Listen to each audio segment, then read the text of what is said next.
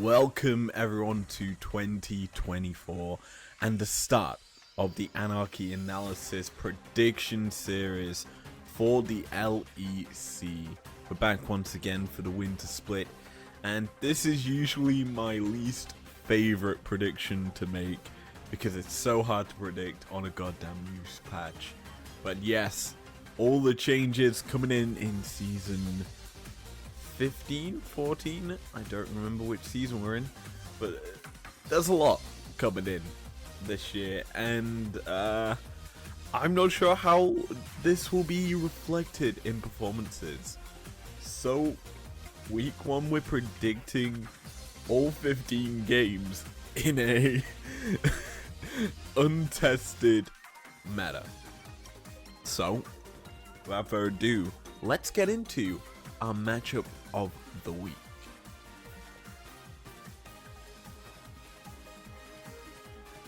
Our matchup of the week sees Mad Lions Koi taking on Carmine Corp.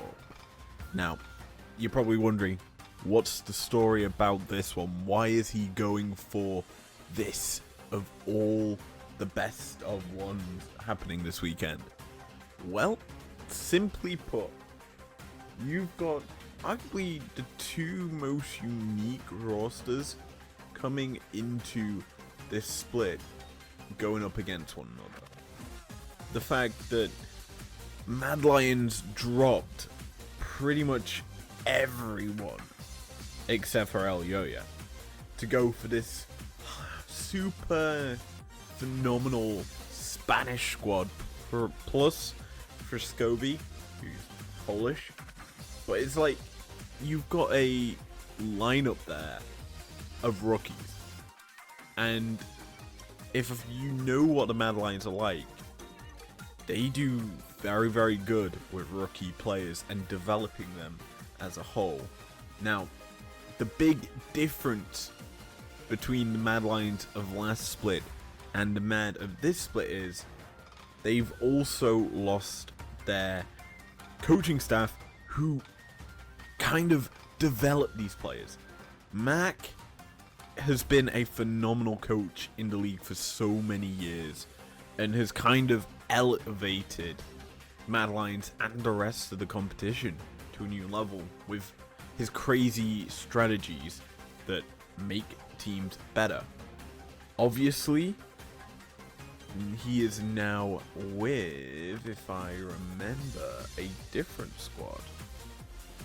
Actually, didn't that get picked up? I don't remember. But basically, he's no longer with them.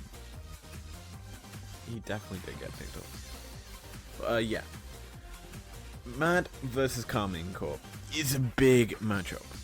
Because Mad, obviously, new squad. Let's talk about Carmine Corp.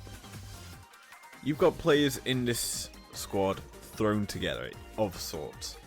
The players that are top quality but aren't really valued, if that makes sense. And I look at this Carmine Corp squad and immediately think of BDS. You look at the BDS lineup from last year, it was all underrated players who just were discarded by their former teams. Apart from Seiken in this regard, you've got and Cabo Shard of sorts, but there's a different story with Cabo. But you look at the likes of Bo, Upset, Targamas, kind of cast aside from other LEC teams. Upset with Fnatic. You've got Bo with Vitality. Same story with Upset as well from Vitality. Targamas, he was here on XL last year after a phenomenal season with G2. But now back challenging once again in the LEC under the brand that got him so much success before. Carmine Corp also have a coach returning to the league. Yamato finally back in the LEC as a coach is a big thing, and he's a very, very knowledgeable person when it comes to League, and developing talent is one of his keys. He's kind of the older version of Mac in terms of developing the younger talent and giving them a kind of... He is known for being the more so enthusiasm coach, the guy that creates a good environment to be in. He always bigs up his players and is good at making it, any situation that looks dire, feel good. And that is a big thing to have as a coach. Now, you may have noticed I haven't talked about anything to do with the game itself. I've talked about mentalities and the mindset that fans around the globe and of Europe will have on these two teams. And that's the approach I've decided to go for probably every single game here. Because talking about a new patch literally the day after it's launched is quite hard to do. And I've got on my second monitor player trackers for every team. And needless to say, the data we've got on the new patch for some teams is very, very limited. Others, it is more so just playing a mix match of everything to see what is good. And that's kind of not a good place to be at in terms of predicting strength, because bear in mind, we've got the whole new Void monster spawns, I forget their names, as well as the upgraded Scuttle Crabs.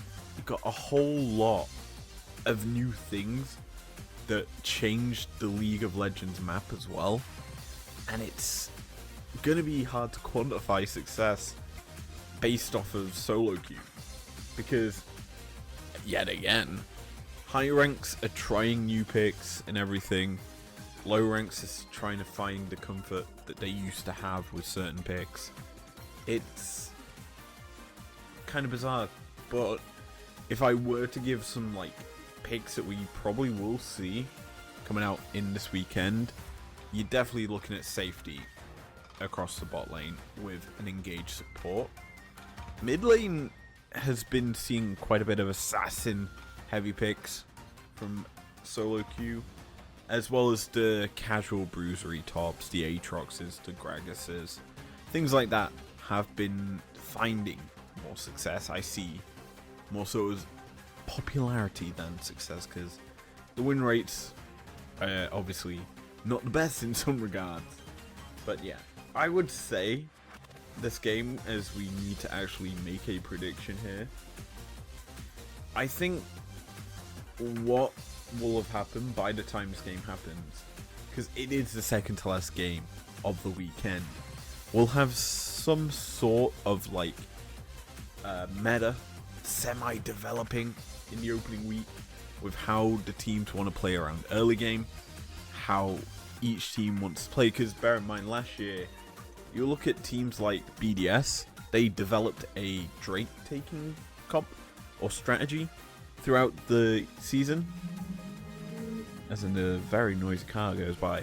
But what teams will go towards will depend as this year goes on, and I think arguably this game will be K-Cup favored. Now, this opening weekend, I'm gonna also say my predictions are gonna be based on the freshness to the stage. Like, don't get me wrong, all these players could be phenomenal players given time, but rookies, if we look at the likes of Oscar Renin from Fnatic when he first came in, he took a couple weeks to fit in and find comfort that inevitably led to Fnatic making it to Worlds. He needed time to get a feel for the stage, and I think that's probably what is going to happen to to the majority of this Mad Lions squad. And Elyoya is going to have to be the veteran voice in that team to settle the nerves and provide strength. Whereas if you look at this Carmine Corp squad, you've got veteran voices, old and new. The fact is, all of the Carmine Corp squad have played LEC before. Even Seiken has played LEC games, and he has won 4 EU Masters titles in, what, 5 years of being down in the LFL? So you can notice that there is a thing with this squad, veterancy in the league, and as such, I think you kind of have to give them favor here over the new blooded Mad Lions Koi. After kicking it off with the matchup of the week, we're heading into technically the first set of games this weekend. G2BDS kicks it off. I really am looking forward to this one. I believe we got this at Worlds as well, didn't we? But essentially, G2BDS is quite interesting. You've got the only team in the league to not make a roster change. The Scrim Kings, the beaters of T1 in G2, taking on a squad that people are surprised made that change. Ice comes in, Crowny leaves the team. That's a bit of a surprise, to be honest. I've not been really keeping up with Ice. In fact, I'm not entirely sure when it's passed. Let me just take a look-see at that. Okay, that makes a bit more sense. He was on Zero Tenacity for a split for 4 months. I'm pretty sure they did bad. 3rd in Ultra Liga. That's not the best, but it's not the worst. But let's be honest, he's got a few banter kills. He plays aggressive, looking at his stats. But Crowny, he was a safe pair of hands, and arguably BDS's best performer during the LEC season last year. I'm genuinely surprised he was the player to get subbed out. And I mean, I'm not meaning this in a rude way. If I were to have made changes to this BDS squad, I probably would have switched out Shao. But I'm not in, like, don't get me wrong, I don't watch all the mic checks, all of everything. Shao may be just the more vocal leader for the team that kind of builds the cohesion between everyone, and that's why he's there. But from the playstyle that we saw from him last year, he was the more predictable player in terms of picks, and you kind of could ban him out. He has that Zanzara-esque feel to him, where you just ban his pick and he's not really able to do much. Essentially, you just ban Sedge and he doesn't really get to play the game. I've generally not checked his what's it called, tracker, pro tracker, to see what he's been playing. I will find that in a second. Here we go. The worrying thing is he doesn't have a picture on it, whereas everyone else except for Nuke as well, he hasn't played it. According to this, he's actually, no, he's been playing. I found it. Belveth, legitimately Belveth, Lee Sin, Lilia. Yes, that's definitely on the new patch. Yeah, the picks, I mean, certainly carry orientated compared to the tankier picks that he's known for. But it'll come down to it. He's played quite a few different picks. Having said that, Belveth is cropping up a lot. Perhaps he's rotating his comfort picks to Belveth, Lilia, Sedge? I mean, Sedge isn't on his plate yet, but maybe it'll come in during the regular split. Who knows? I worry for BDS in some regards, making this roster change. And up against G2, no changes.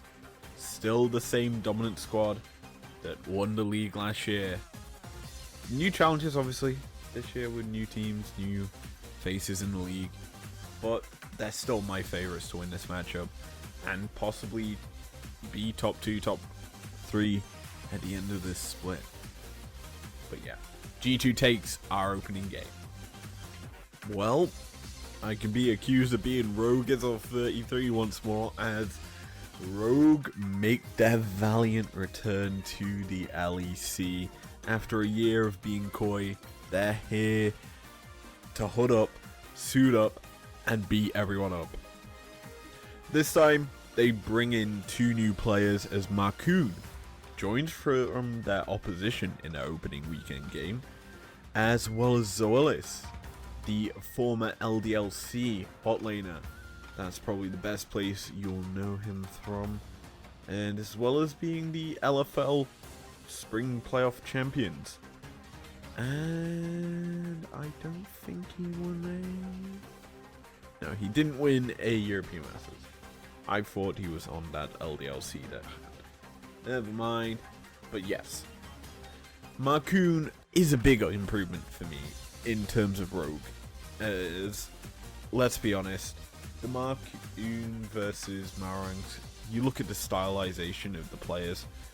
Malrang, his style got punished quite heavily in 2023. People sussed him out. That's the easy way to word it.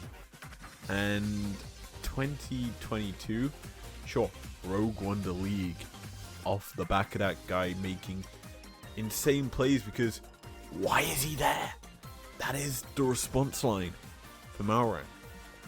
But 23, he was shut out from making them plays.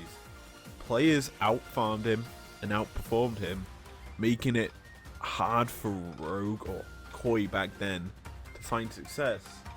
And while I felt Koi had pretty much the best mid for the majority of the season, Larson outperformed everyone he faced. Now, compared to, don't get me wrong, Cabs, who inevitably picked up All Pro, I think that Larson definitely was close second or first. That's my bias, I guess. But it's not bias, because Larson outperformed pretty much everyone. And he is such a big piece of this Rogue puzzle to keep hold of. I think with Marcoon coming into this roster, you think, who did Marcoon play with last year in the mid lane? Certus. Don't get me wrong, Certus is a good player, but Larson's just a step above, and Marcoon playing to mid quite a lot. I think Rogue will finally be unlocked. The fact that, who did they have before Malrang? They had Inspired. He was a carry in his own right and played the more carry-esque jungle style. I think Marcoon being a bit more facilitative as a player, with also the capability of carrying in his own right, I think that's going to be a very nice pick up for Rogue in the long run. And realistically speaking, will make this team quite a lot stronger compared to 2022. Sorry, 2023. I'm still in 2023 in my head. But yeah, Rogue looks great. Let's talk about their opponents. Let's see if I can big them up as I just did Rogue. SK Gaming in the opening round. is a good one. It's a good test. As, let's be honest, the last time these two teams faced off, Koi versus SK, it was the Irrelevant show in that top lane. He just smashed Shigenda in lane and made it so that he was unable to play. I believe it was his Jax as well. And if I'm honest, looking at solo queue records, Jax is the highest win rate in terms of popularity of a pick in Masters Plus. So you got a good stat there in 1 day's worth of games. But let's be honest, I think this will be a good brawl. I think Shigenda now, with the fact that I think last year Shigenda and Malrang, they tried to make plays together, but they failed quite a lot. I think this year that will probably be a lot less likely to happen, and I think that Irrelevant won't be able to get away scot-free as he did then. But hey, what do I know? But yeah, SK, we need to just talk about them. The bot lane had stayed the same as Exakick and DOS remain a piece of the puzzle that last year people argued was the weakest part of SK. And that's saying something considering the fact that they performed well in their opening split. They did good as a pair. But as the year went on, they got weaker, I would say, as a bot lane, and teams just punished them. The fact is, DOS got sussed out in the sense that you ban Milio against SK and he's inevitably not finding much success on anything else. That was their struggle. Now, Niski coming into the lineup, kind of a big deal. This guy is returning to SK, I believe, as well. And as a whole, he is a phenomenal mid laner. He's successful. Is this his twilight years of his career? Who knows?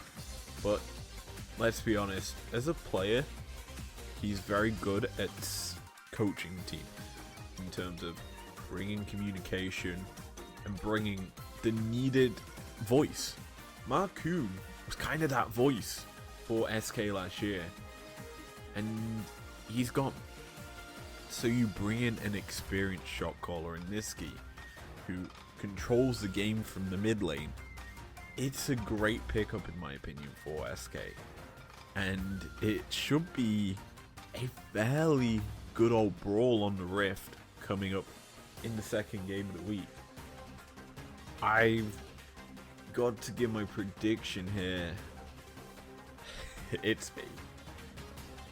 Rogue will win, and I think it will come down to the Marcoon diff. Rogue, apart from Zoelis, is a complete squad.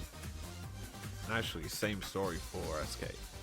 I just think the Rogue style, the Rogue look, the complexion of this lineup just fits so much better than what they did last year that it should realistically work against most teams. And SK is one of them teams that I think, if they've got the X-Kick and DOS from 2023, then yeah, they're gonna underperform. Else, it's panic. It's panic from the get-go. But we'll see. Rogue wins our second game. Fnatic K-Corp is our third game of day number 1. Let's get into Fnatic. We've already discussed Carmen Corp, so it should be quite a bit more interesting. Fnatic, realistically speaking, have made one change, and that's in support. They've dropped a forgetful player from my mind and brought in Jun. They've got a full Korean bot lane now. That's probably going to help them quite a bit in terms of communication and playing together. Will it be enough to bring Fnatic success? Probably. I'm going to be optimistic here.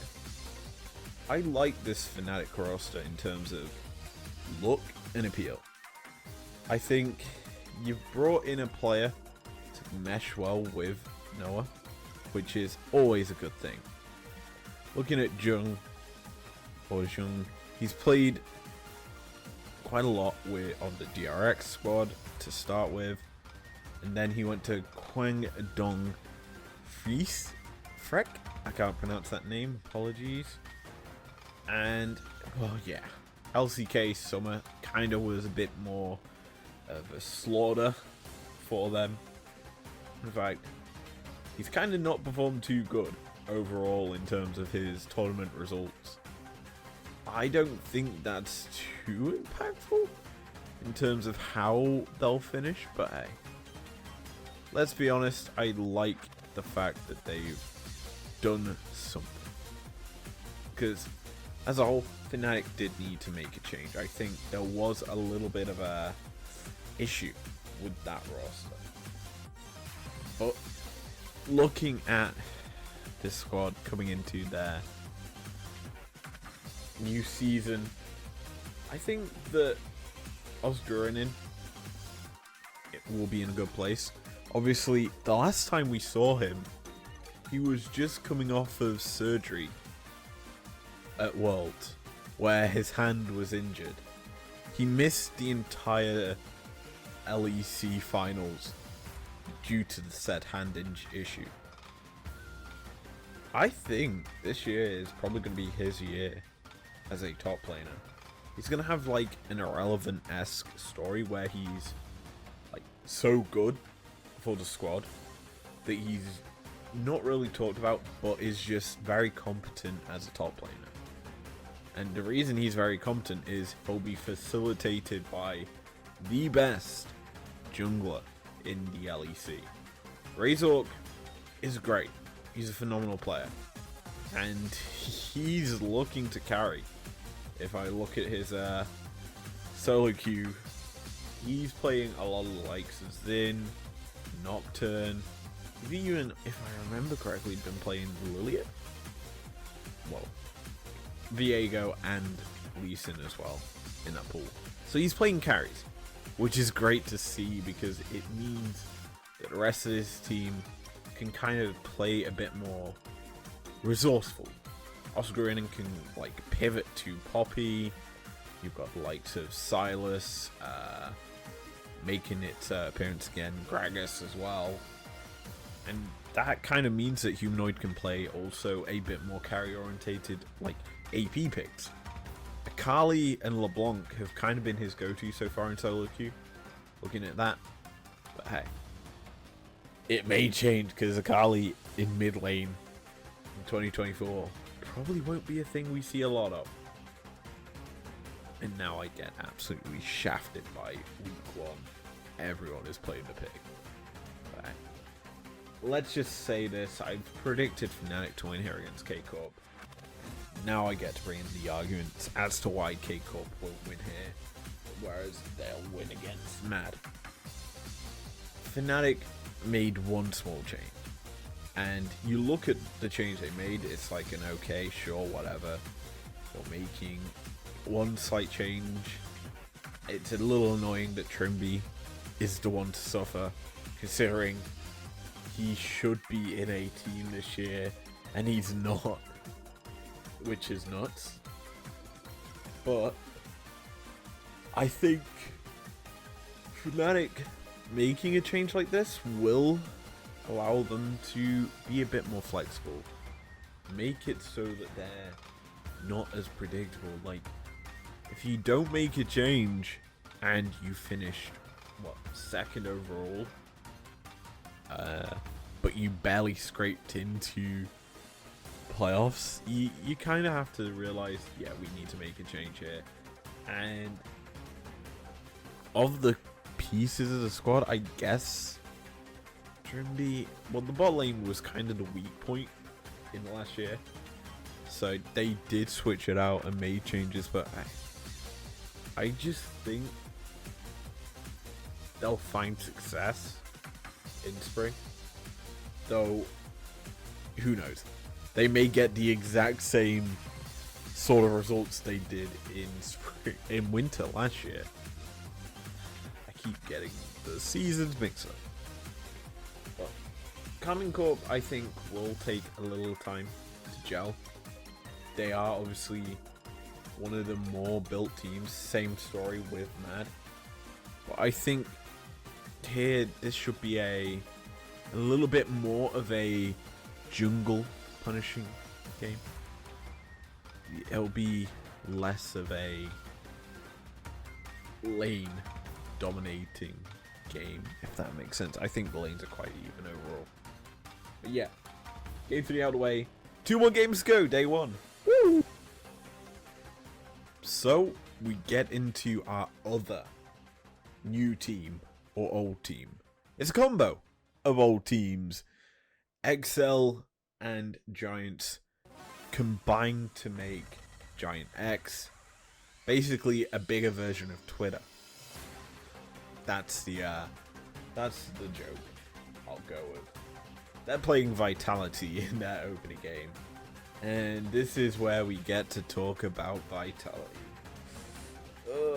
I'm not really going to talk too much about XL. I'm going to keep calling him XL, but Giant X, it's the same squad. You brought in Ignar.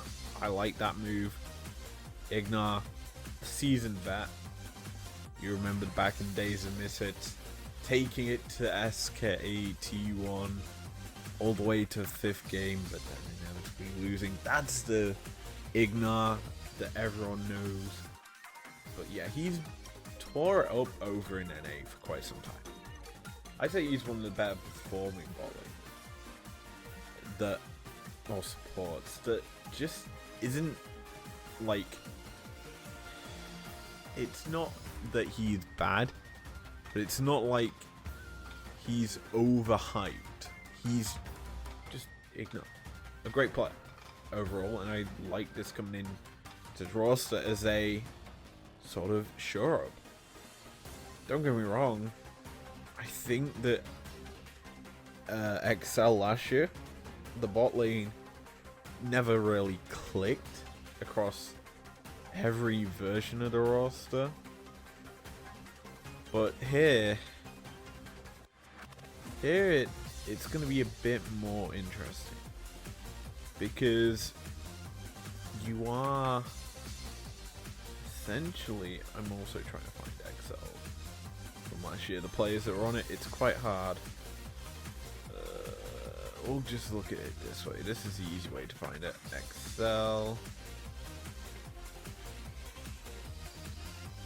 XL had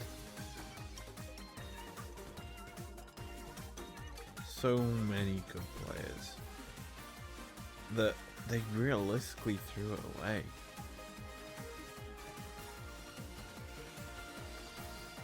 Like, Limit was who they had. But now they've got a player that's probably going to provide them a bit more in terms of, what's the word? Safety. It's kind of replacing like for like, but I would say Ignar's a bit more aggressive, a bit more front-footed than Limit. That's just me. You've also got Jackie's coming in from, I forget where. Let me check. He came in from, well, Entropic, which, if I'm looking at the results, won the Sigma Cup. He also won the Winter Split in the Hit Point Winter Split.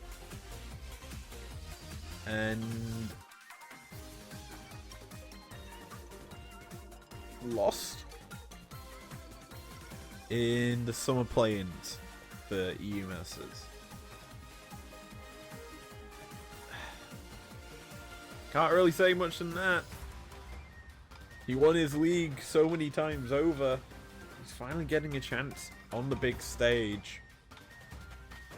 Yeah, I think that is, looking at his record, It's a deserved sort of call-up in terms of performance. However, not qualifying for the European Masters playing, that's a bit of an issue.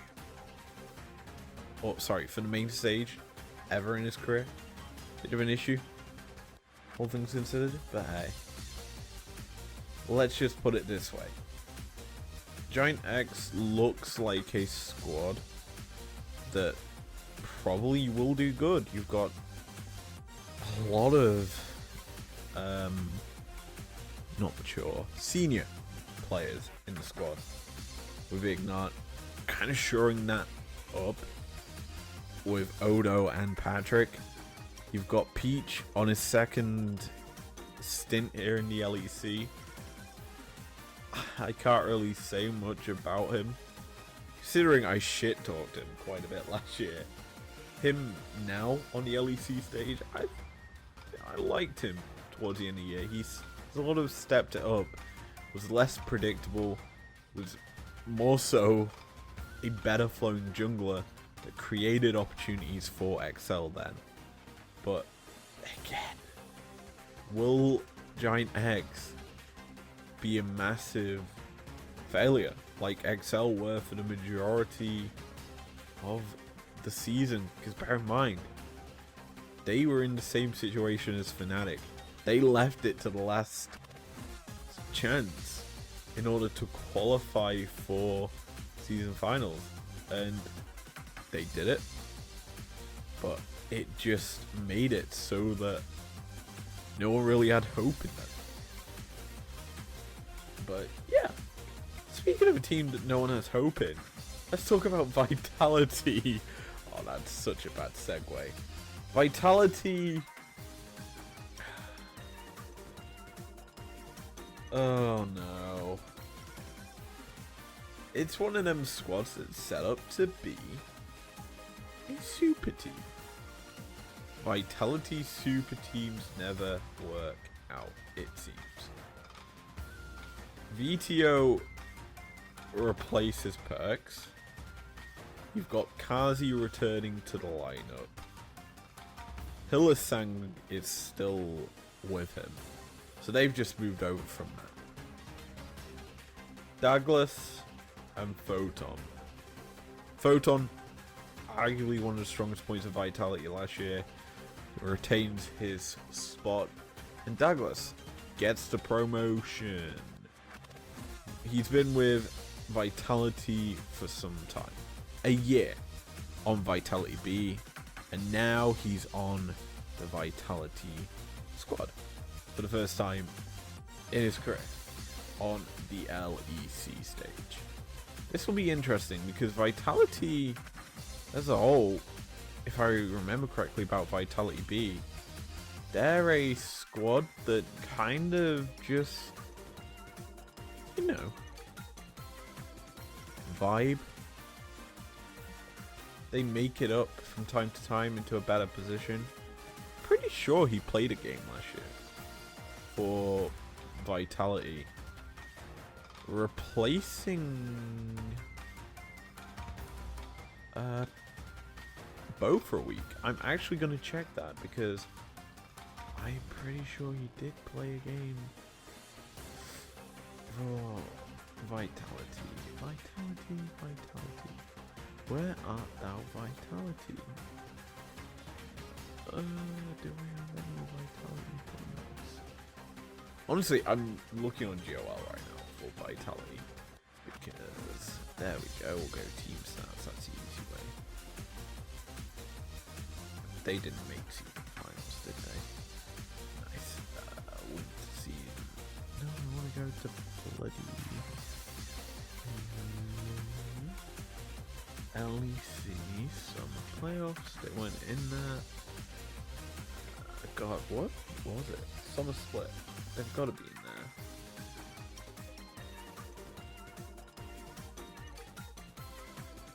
Spring playoffs. I've missed summer somehow. That's always funny. LEC summer. There we go. Vitality. Yes, he did play a game. He played 3 games. Maokai and Viego. So he isn't a rookie. He lost all 3. No surprises there as a sub-in for the last 3 games of the split. Oh boy.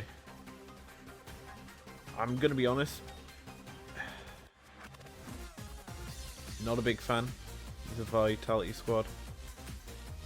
But hey. We shall see, because I'm pretty sure they've got Mac. And he's a big guy in terms of coaching, even though he is their head manager. Weird position change. But who cares?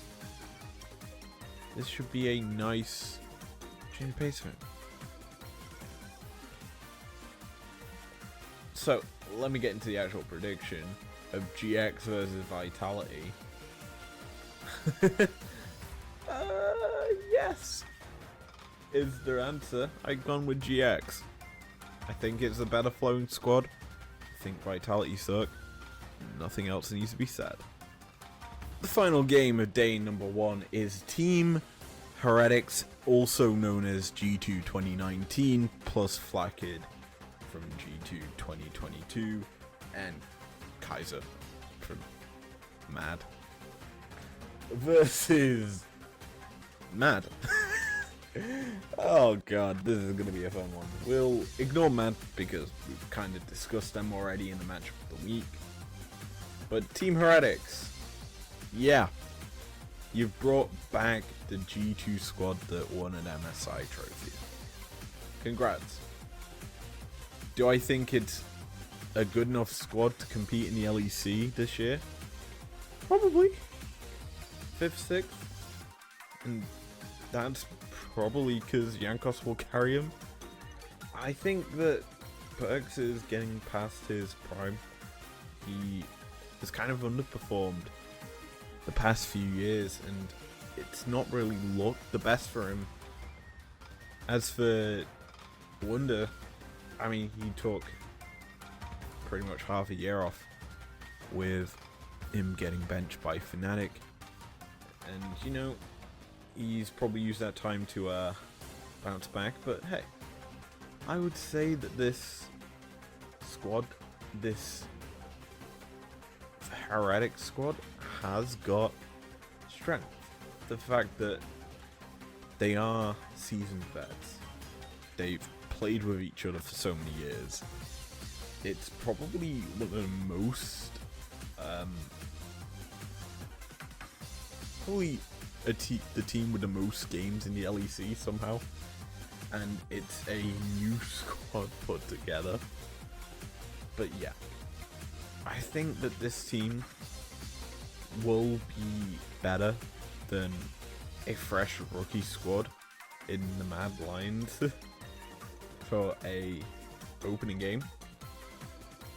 Do I think that they'll find form through the year? Maybe not. But I still think that this might be a more so Swan Song-esque squad lineup more than anything. And that's saying something, because you look at the players that are playing together, they found the most success when they are on the same team. But, you know, it could be just essentially a last hurrah for them, a Delta Fox situation. Only time will tell. But who will win this opening game? Heretics. It's just the more seasoned squad, isn't it? That's how I predicted it. So, we've now covered every single team in a detail. Now, what I think we'll do now is fast forward through the last 9 games. And you know, we've discussed them all already, and it's a new patch, new season, new everything. You can't really predict it other than star power and skill from previous success. That's the way we've had to do it today. So let's rattle on through all the games. Our opening game of day 2 is Giants X taking on BDS. I've gone with Giants X. MDK all day versus SK. I've gone with SK. G2 K Corp. A big matchup there. I've gone with G2. Fnatic versus Vitality. I've gone with Fnatic. Rogue versus Heretics. I've gone with Rogue. BDS Vitality to kick off day 3. I've gone with Vitality. G2 Rogue. That's a big matchup. I've gone with G2. Giants X versus Heretics. I've gone with Giants X. And the last game of the weekend sees Fnatic taking on SK in the El Clasico. If you remember it as that, I have gone with Fnatic. And with that, every game is now in the books, predicted, recorded, and ready to go for the weekend. So, thank you for joining me on this opening predictions video. I will be live streaming on the Tuesday with a possible stream on the Wednesday. Who knows? But yeah, I'll see you guys then. And you know, I'll look forward to predicting next week, because these predictions are hard with no basis for them. So, I'll see you guys then. Peace out. Never break, always fight, never quit, do it right, play the game, win it life, have no shame, there's no time, feel the pain, live the grind, I could change, in my mind, pick a lane, commit and climb, the only way to win it life, I never miss, that's fact, taking big swings.